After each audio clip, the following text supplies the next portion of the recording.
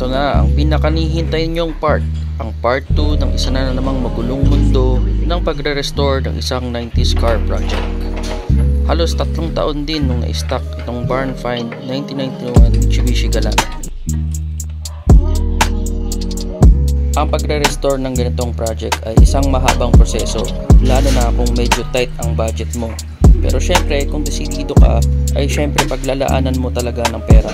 Pero hindi tayo nandito para pag-usapan ng budget at pera. Nandito tayo para mag-build, share ang passion, at ang layunin ma-inspire ang iba mag-build, lalo na sa mga kabataan ngayon.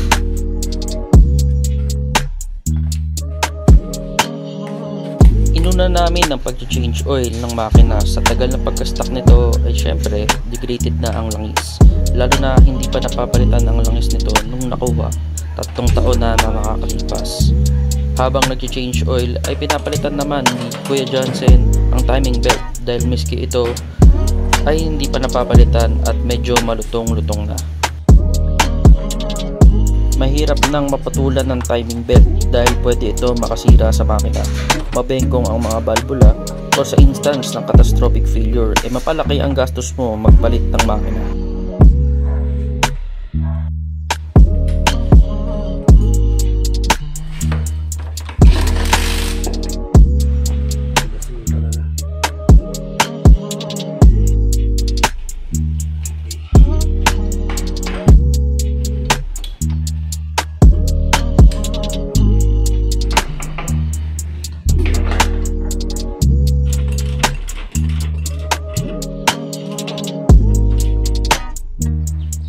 Kaya naman after nun ay agaran din naming pinalitan ng bagong gas ang lumang gasolina upang gumanda ang sunog, mawala ang mga contaminants na humalo sa lumang gas sa katagalan, at iwas na rin sa fuel knock.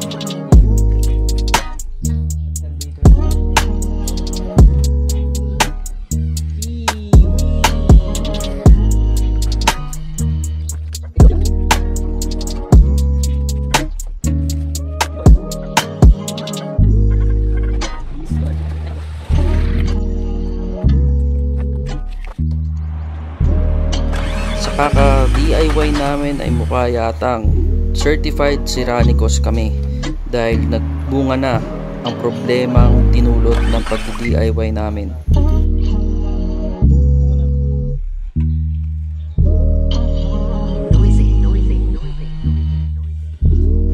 Suspecha namin tumalon ng timing nung binaba namin yung kotse sa garahe. Hard starting at walang hatak ang makina, eventually sa idle namamatay ito. Nilinis na namin lahat ng pwedeng linisin mula injectors at fuel rail. Tiniming na ulit namin ng cam pero hirap pa rin kaming paandarin ang makina ng Galant.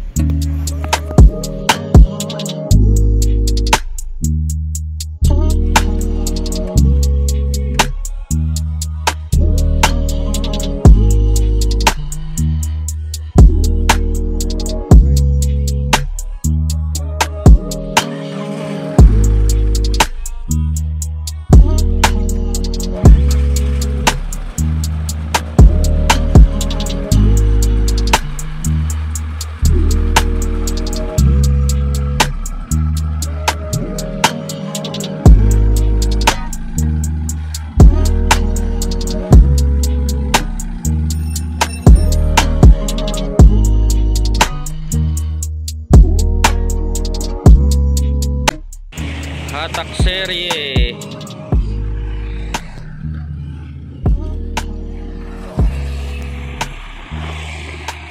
Ayan. Ito yung project car natin, si Gray, si Boss Kevin. Crosswind natin. Napakaangas niyan. Kaya naman sa pagkakataong yun, naisip na namin ni Boss Kevin na tama na ang kalokohan at ipaubaya na ang Galant sa mga expert. Kaya hinatak namin mula Caloocan hanggang 170 Banawe. Shout out kay Boss Raymart ng Galant Philippines sa pagtulong kahit 10 oras na ng gabi. Shout out din sa 170 Banawe Garage, Boss Andy, maraming salamat po. At maraming salamat din kay Boss Bon Pajotal sa pagpapahiram ng part sa pagtetesting. Mukhang sumakit ata ang ulo ni Manong mekaniko sa Galant na ito. Kaya naman after ng 1 week, moment of truth na. natin. Let's go. And first start.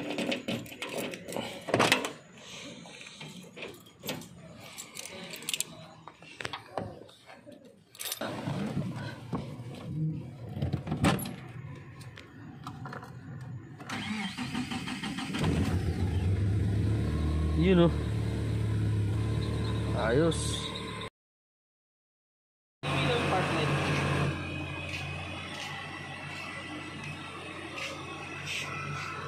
Maraming salamat kay Boss Raymart. Siya yung talagang master ng ano, galan.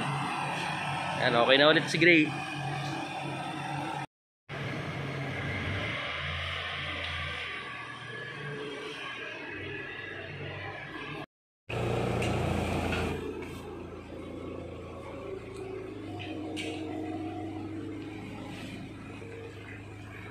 Yun. Oop. Thank you very much, Boss Raymart, sa ano. Okay na ulit si Gray.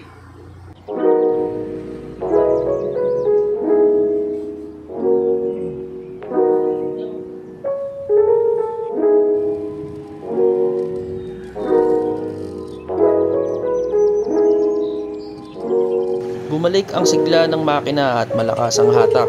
Di mo akalain ang lumang Lux ay may tinatagong bangis at tulin. Syempre, 4G63 yan. Pero syempre, I must warn you, great power comes with great responsibility. Pero tama na ang mala Spider-Man quotes. Basta sabi ni Boss Raymart, sa mga ganitong klaseng makina ay huwag basta-basta mag-DIY. Kasi sasakit lang ang ulo nyo. Kaya huwag kaming tutularan.